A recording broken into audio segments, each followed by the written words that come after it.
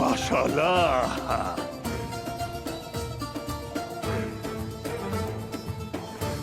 ये परचम हक, कानून और इंसाफ का मजहर रहा है।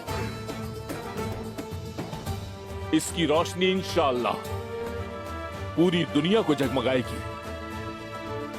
इस पर मौजूद कमान जालिमों के लिए खौफ और इस पर मौजूद तीर मजलूमों की उम्मीद है।